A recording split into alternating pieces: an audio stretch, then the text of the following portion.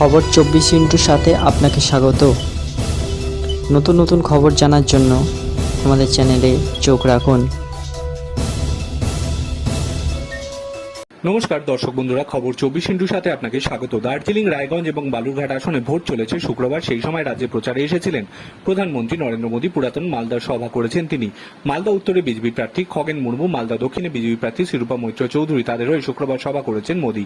লোকসভা নির্বাচনের দিন ঘোষণার আগেই রাজ্যে 4 জায়গায় সভা করেছিলেন প্রধানমন্ত্রী। মঞ্চে উঠলেন মোদী, তাকে উত্তরীয় পরিয়ে দিলেন মালদা দক্ষিণ বিজেপির প্রার্থী শিরূপা মৈত্র চৌধুরী। মূর্তি উপহার দিলেন মালদা উত্তরের। মোদী বললেন, তৃণমূল যুব সমাজকে ধ্বংস করে দিচ্ছে। এর জন্য শিক্ষাক্ষেত্রে এমন দুর্নীতি হয়েছে যে 26,000 পরিবারের সুখ কেড়ে নিয়েছে, রুটি রুজি চলে গিয়েছে। যুব সমাজে উন্নতির সমস্ত পথ বন্ধ করে দিয়েছেন তৃণমূল।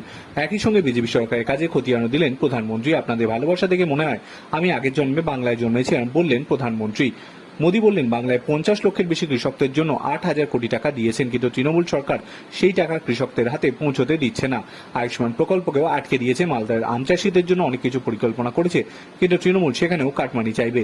কংগ্রেস এবং তৃণমূলের জোট রয়েছে, তুষ্টিকরণের জন্য এই দুই দল যা খুশি করতে পারে। মালদায় মন্তব্য করল প্রধানমন্ত্রী নরেন্দ্র মোদী।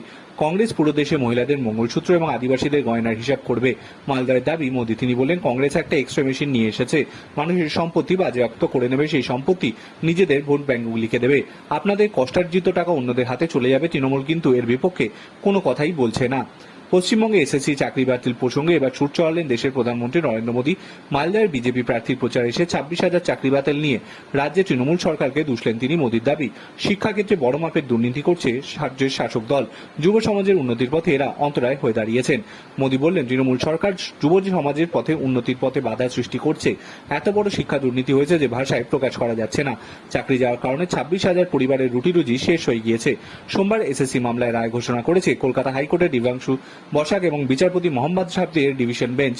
2016 সালে সম্পূর্ণ নিয়োগ প্রক্রিয়ায় বাতিল করে দেওয়া হয়েছে। চাকরি গিয়েছে 25,753 জনে। আদালত এই সংক্রান্ত তদন্ত চালিয়ে যেতে বলেছে সিবিআইকে। এই সঙ্গে এসএসসি প্যানেলের মেয়াদ উত্তীর্ণ হয়ে যাওয়ার পরে যারা চাকরি পেয়েছেন তার সপ্তাহের মধ্যে তাদের বেতন সুদ সহ ফেরত দিতে বলা হয়েছে। বছরে 12% হারে সুদ দিতে হবে ওই চাকরি প্রাপককে।